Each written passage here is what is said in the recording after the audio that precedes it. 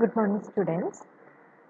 Today we will discuss another module from immunology. In this module, you have to study in detail about the lymphoid organs. Lymphoid organs are of mainly two types, that is primary lymphoid organ and secondary lymphoid organ. And what are those lymphoid organs that you have to study in this module. Also, you have to study some of the cells that are very important in normal immunological functioning of the body, such as dendritic cells, then plasma cells, memory cells, etc. Then at the end of this module, we will study about different vaccines such as polio vaccine, then BCG, then BPT, and also you will study about some of the immunological diseases such as AIDS. Okay, so that's all you will study in this chapter. First, we can move on to primary lymphoid organs. Okay, so primary lymphoid organs are some of the major sites of lymphopoiesis.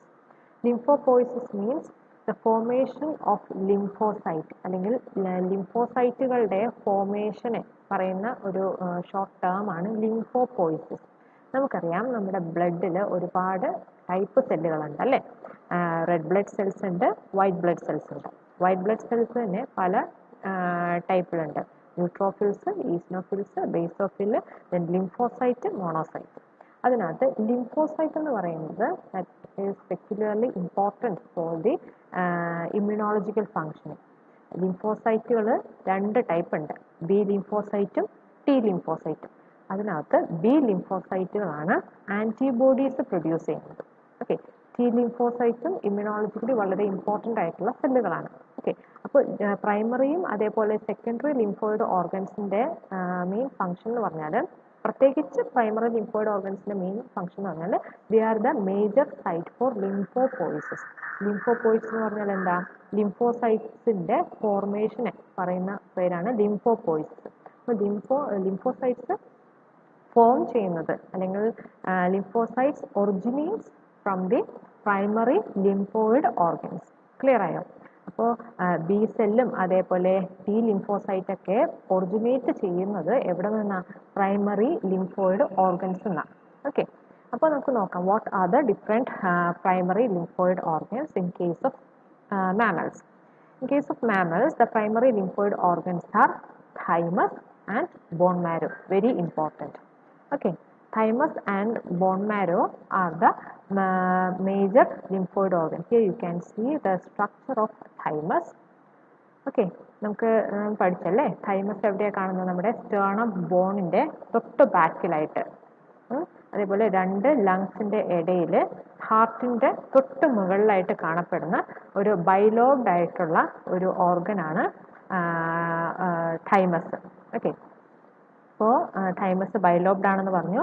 ഈ bilobed ആണെങ്കിലും ഓരോ ലോബിലും ഒരുപാട് ലോബ്യൂളുകളും ഉണ്ട് അല്ലേ. അപ്പോൾ ഈ thymus നിന്നാണ് പ്രത്യേകിച്ച് ടി സെൽസ്, ടി ലിംഫോസൈറ്റ് സെല്ലുകൾ മെച്യൂർ ചെയ്യുന്നത് ഈ തൈമസ് നിന്നാണ്. മാമൽസിൻ്റെ കേസിൽ, ഹ്യൂമൻസിലോ കൂടെ. ഓക്കെ, ഹ്യൂമൻസിൻ്റെ കേസിൽ ഇത് തന്നെയാണ്, ഹ്യൂമൻസ് ആർ മാമൽസ് അല്ലേ. അതേപോലെ മറ്റൊരു പ്രൈമറി ലിംഫോയിഡ് ഓർഗനാണ് നമ്മുടെ bone marrow. Okay, bone marrow എവിടെയാണ് കാണുന്നത്? ലാർജർ ബോണുകളിലാണ് ഈ ബോൺ മാരോ നമുക്ക് കാണാൻ സാധിക്കുക. അപ്പോൾ in case of mammals, the primary lymphoid organs are thymus and bone marrow. But in case of birds, their major primary lymphoid organs are thymus and bursa of Fabricius. Okay, ഇതൊരു ഹെന്നിൻ്റെ ഒരു പടമായി കാണിച്ചേക്കുന്നത്. ഇപ്പോൾ ബേർഡ്സിലൊക്കെ thymus ഗ്ലാൻഡും ഉണ്ട്, അതേപോലെ Bursa of ഫാബ്രിക്കസ് എന്ന് പറയുന്ന മറ്റൊരു tissue കൂടെ ഉണ്ട്, ബർസ ഓഫ് ഫാബ്രിക്കസ്. അപ്പോൾ ബർസ ഓഫ് ഫാബ്രിഷ്യസ് നിന്നാണ് T and B lymphocyte originate ചെയ്യുന്നത് ബേർഡ്സിൻ്റെ കേസിൽ. ക്ലിയർ ആയോ? ബർസ ഓഫ് ഫാബ്രിഷ്യസ് നിന്ന് പ്രത്യേകിച്ച് ബി ലിംഫോസൈറ്റ് ആണ് അവിടുന്ന് ഒത്തിരിയും പ്രൊഡ്യൂസ് ചെയ്യപ്പെടുന്നത്. ഓക്കെ, ഈ ബർസ ഫാബ്രിഷ്യസ് ക്ലോയോക്കയുടെ, അതായത് ഒരു ഓപ്പണിംഗ് ഉണ്ട്. ബേർഡ്സിൽ വേസ്റ്റ് റിമൂവ് ചെയ്യാൻ വേണ്ടിയിട്ടുള്ള ഒരു ഓപ്പണിങ്ങിൻ്റെ തൊട്ട് മുകളിലായിട്ട് കാണപ്പെടുന്ന ഒരു ടിഷ്യൂ ആണ് bursa of Fabricius. Okay, that is in birds these are thymus and bursa of Fabricius. And why are they called primary lymphoid organ? എന്തുകൊണ്ടാണ് ലിംഫോയിഡ് ഓർഗൻസ് നമ്മൾ രണ്ടായിട്ട് ക്ലാസിഫൈ ചെയ്തത്? ഒരെണ്ണം പ്രൈമറി എന്നും മറ്റേത് സെക്കൻഡറി എന്നും ക്ലാസിഫൈ ചെയ്യുന്നത് എന്തുകൊണ്ടാണ്? ഒരു റീസൺ എന്ന് പറഞ്ഞാൽ പ്രൈമറി ലിംഫോയിഡ് ഓർഗൻസ് എന്നാണ് ലിംഫോസൈറ്റുകൾ പ്രോളിഫറേഷൻ ചെയ്യുന്നതും ഡിഫറൻസിയേഷൻ നടക്കുന്നതും പിന്നെ അതിൻ്റെ മെച്യൂറേഷൻ നടക്കുന്നതും ഈ പ്രൈമറി ലിംഫോയിഡ് ഓർഗൻസിനാണ്. ബി സെല്ലും അതേപോലെ ടി ലിംഫോസൈറ്റുകളും അത് ഒത്തിരി പ്രോളിഫറേറ്റ് ചെയ്യുന്നതും അതേപോലെ അത് ഡിഫറൻഷിയേറ്റ് ചെയ്യുന്നത്, അത് തമ്മിലുള്ള സ്പെസിഫിസിറ്റി കൊടുക്കുന്നതും അതേപോലെ അതിൻ്റെ കംപ്ലീറ്റ് മെച്യൂറേഷൻ നടക്കുന്നത് ഒന്നുകിൽ തൈമസിൽ അല്ലെങ്കിൽ ബോൺ മാരോ അല്ലെങ്കിൽ ബേർഡ്സിൻ്റെ കേസിലാണെങ്കിൽ ബർസ ഓഫ് ഫാബ്രിഷ്യസ് എന്നായിരിക്കും. ക്ലിയർ ആയോ? So then coming on to the secondary lymphoid tissue. Secondary lymphoid tissue includes spleen, then lymph nodes, then tonsils and mucosa associated lymphoid tissue. നമുക്കറിയാം spleen നമ്മുടെ abdominal ക്യാവിറ്റിയിൽ കാണപ്പെടുന്ന ഒരു സ്ട്രക്ചറാണ് spleen. നമ്മുടെ left സൈഡിൽ കാണപ്പെടുന്ന left side of the abdominal cavity കാണപ്പെടുന്ന നമ്മുടെ സ്റ്റൊമക്കിൻ്റെയൊക്കെ ആ ഭാഗത്ത് കാണപ്പെടുന്ന ഒരു സ്ട്രക്ചറാണ് സ്പ്ലീൻ. പിന്നെ ലിംഫ് നോഡ്സ് നമുക്കറിയാം, നമ്മുടെ ഒരുപാട് ഭാഗത്തൊക്കെ ലിംഫ് നോഡ്സ് ഉണ്ട്. ഓക്കെ, ലിംഫ് നോഡിൻ്റെ ഒരു എക്സാമ്പിളാണ് ടോൺസിൽസ്. ഓക്കെ, പിന്നെ അതേപോലെ മ്യൂക്കോസ അസോസിയേറ്റഡ് ലിംഫോയിഡ് ടിഷ്യൂസ് ഉണ്ട്, അല്ലെങ്കിൽ മാൾട്ട് എന്ന് പറയും, MALT, mucosa associated lymphoid tissue. Mucosal ലൈനിങ്ങിൻ്റെ ആ ഭാഗത്തൊക്കെ കാണപ്പെടുന്ന ലിംഫോയിഡ് ടിഷ്യൂസ് ആണ് മാൾട്ട്. മാൾട്ട് തന്നെ പല ടൈപ്പ് ഉണ്ട്. ഇപ്പോൾ നാൾട്ട് എന്ന് പറയും, NALT. NALT means nasal associated lymphoid tissue ഉണ്ട്, അതേപോലെ ഗട്ട് അസോസിയേറ്റഡ് ലിംഫോയിഡ് ടിഷ്യൂ ഉണ്ട്, GALT. പിന്നെ ബ്രോങ്കൈ അസോസിയേറ്റഡ് ലിംഫോയിഡ് ടിഷ്യൂ ഉണ്ട്, BALT. ഓക്കെ, അങ്ങനെ പല type mucosal associated lymphoid tissue. ഇതെല്ലാം നമ്മൾ ഡീറ്റെയിൽ ആയിട്ട് ഈ മൊഡ്യൂൾ നമ്മൾ പഠിക്കും. Okay, so we will move on to our first lymphoid organ, that is thymus. Thymus, as I have already told you that they are seen just behind the sternum and above and in front of the heart. Then they are rich in lymphocytes and it consists of 2 lobes. ഞാൻ നേരത്തെ പറഞ്ഞു അല്ലേ, 2 lobe ഉണ്ട്. എന്നിട്ടും 2 ലോബിനകത്തും ഒത്തിരി ലൊബ്യൂളുകളുണ്ട്. Okay, ഇനി നമ്മൾ ഇതിൻ്റെ ഒരു ക്രോസ് സെക്ഷൻ നോക്കുകയാണെങ്കിൽ we can see 2 distinct region. One is outer cortex. This is the cortex region, and next you can see an inner medullary part or inner medulla. Okay, and thymus is very essential for the formation and maturation of T cell. T lymphocyte സെല്ലുകൾ form ചെയ്യുന്നതും അതേപോലെ അതിൻ്റെ complete maturation നടക്കുന്നതും ഈ thymus ഗ്ലാൻഡിലാണ്. അതുകൊണ്ടാണ് അതിന് T cell എന്ന് പറയുന്നത്. That actually T refers to thymus. Okay, the T cells are called so because they are initially derived from the thymus. Okay, അതിൻ്റെ കംപ്ലീറ്റ് അതിൻ്റെ ഒരു മെച്ചുറേഷൻ നടക്കുന്നത് thymus gland എന്നാണ്. Okay, and the activity of thymus is maximal in the fetal stage. അതായത് fetal സ്റ്റേജിലാണ് thymus gland ഒത്തിരി അതിൻ്റെ size complete ആയിട്ട് വരുന്നത്. പിന്നെ പ്യൂബേർട്ടി അടുത്ത് കഴിയുമ്പോഴേക്കും തനിയെ അത് ഡീജനറേറ്റ് ചെയ്ത് ആ ലൊബ്യൂളുകളെല്ലാം ഡീജനറേറ്റ് ചെയ്ത് അവിടെ ഫാറ്റി ടിഷ്യൂസ് അക്യുമുലേറ്റ് ചെയ്യാൻ തുടങ്ങും. ഓക്കെ, അതിൻ്റെ സൈസ് റെഡ്യൂസ് ആകും. ഏജ് കൂടുന്നതനുസരിച്ച് തൈമസ് ഗ്ലാൻഡിൻ്റെ സൈസ് കുറഞ്ഞു വരും. Okay, and in the early childhood and then undergo atrophy at puberty. Okay, next about bone marrow. Bone marrow is another primary lymphoid organ in case of mammal. Bone marrow അത് അതിൻ്റെ main ഒരു അല്ലെങ്കിൽ അതിൻ്റെ ഒരു dominant function എന്ന് പറഞ്ഞാൽ to form the blood cells. അതായത് haematopoiesis carry out ചെയ്യാൻ വേണ്ടിയിട്ടുള്ള ഒരു മേജർ സൈറ്റാണ് bone marrow. Haematopoiesis means blood cell formation. Blood സെല്ലുകൾ പല ടൈപ്പ് ഉണ്ട് അല്ലേ? RBC, WBC എല്ലാം ഫോം ചെയ്യുന്നത് ഒരേ സ്ഥലത്തു നിന്നാണ്, ബോൺ മാരോയിൽ നിന്നാണ്. അതിനെ നമ്മൾ ഹിമറ്റോപോയിസിസ് എന്ന് പറയുന്നത്. ബ്ലഡ് സെൽ ഫോം ചെയ്യുന്നതിൻ്റെ ഒരു ഡോമിനന്റ് ഒരു സൈറ്റ് എന്ന് പറയുന്നത് bone മാരോയിലാണ്.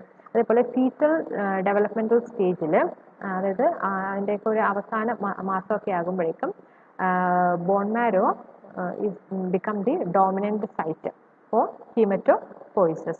Okay, then bone marrow is composed of hematopoietic cell of various lineages and maturity, and actually this hematopoietic cells are derived from the pluripotent stem cell.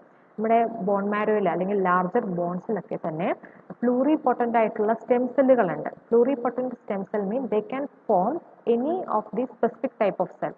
ഇപ്പോൾ blood cell തന്നെ RBC ഉണ്ട്, WBC ഉണ്ട് blood cells.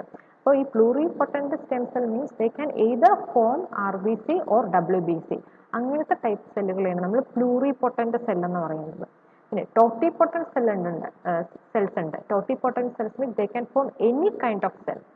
ഇപ്പോൾ ഒരേ നേച്ചറിലുള്ള അല്ലെങ്കിൽ ഒരേപോലത്തെ സെല്ലുകളല്ലാണ്ട് ഏത് സെല്ലും ആയിട്ട് മാറാൻ ശേഷിയുള്ള സ്റ്റെം സെൽ നമ്മൾ ടോട്ടിപൊട്ടൻ്റ് എന്ന് പറയുന്നത്. Here hematopoietic cells are derived from pluripotent stem cell.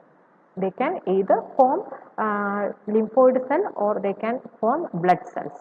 Okay. Then lymphocytes are found surrounding the small radial arteries. Okay. And I have already told you that bone marrow give rise to all of the lymphoid cell that migrate to thymus for T cell maturation. T cell maturation നടക്കുന്നത് തൈമസിലാണ്. Okay, അതേപോലെ B സെല്ലിൻ്റെ complete പ്രോളിഫറേഷനും അതേപോലെ B lymphocyte സെല്ലുകളുടെ complete മെച്ചുറേഷനും നടക്കുന്നത് bone മാരോയിലാണ്. ബി സെല്ലുകളുടെ മെച്ചുറേഷൻ ആൻഡ് പ്രോളിഫറേഷൻ ബോൺ മാരോയിലും ടി സെല്ലുകളുടെ മെച്ചുറേഷൻ നടക്കുന്നത് thymus gland. Clear ആയോ? And next point is about bursa of Fabricius. ഇത് bursa of Fabriciusന്റെ ഒരു സെക്ഷൻ ആണ്. ഓക്കെ, ആൻഡ് ഇത് ഈ ഒരു ക്ലോയോക്കയുടെ ഒരു ഡോർസൽ സൈഡിലായിട്ട് കാണപ്പെടുന്ന ഒരു സ്ട്രക്ചറാണ് ബർസ ഓഫ് ഫാബ്രിഷ്യസ്. ഓക്കെ, ഇത് ബേർഡ്സിലാണ് മെയിൻലി നമുക്ക് കാണാൻ സാധിക്കുക. And it is the major or it is the primary lymphoid organ, and it is actually a sac-like lymphoepithelial organ on the dorsal side of the cloaca in young birds. Okay, so ഇതിൻ്റെ hatching ടൈമിൽ ഈ ഒരു organ fully functional ആയിരിക്കും. Functional means it is the only organ that produces B cell. Okay, B lymphocyte cell produce ചെയ്യുന്ന ഒരു മേജർ ഒരു ഓർഗനാണ് bursa of Fabricius. Okay, and by the time of hatching it develop into a fully functional organ, and this organ give rise to B cells. Okay, ഈ ചില ബേർഡ്സിൽ ഇപ്പോൾ experiments scientist ചെയ്തതിൽ ചില ബേർഡ്സിൻ്റെ തൈമസ് അവർ റിമൂവ് ചെയ്തു. തൈമസ് ഗ്ലാൻഡ്, ബേർഡ്സിൻ്റെ തൈമസ് ഗ്ലാൻഡ് റിമൂവ് ചെയ്തിട്ട് അവർ ആ ബേർഡ്സിനെ ഒന്ന് ചെക്ക് ചെയ്തപ്പോഴേക്കും those birds fail to produce immunoglobulins. Okay, antibodies produce ചെയ്യാൻ അതിന് അല്ലെങ്കിൽ അതിൻ്റെ ആൻറ്റിബോഡി പ്രൊഡ്യൂസ് ചെയ്തതിൻ്റെ എമൗണ്ട് അല്ലെങ്കിൽ നമ്പർ വളരെ കുറഞ്ഞു പോയി. And they have no plasma cells also. Plasma cells എന്ന് പറഞ്ഞാൽ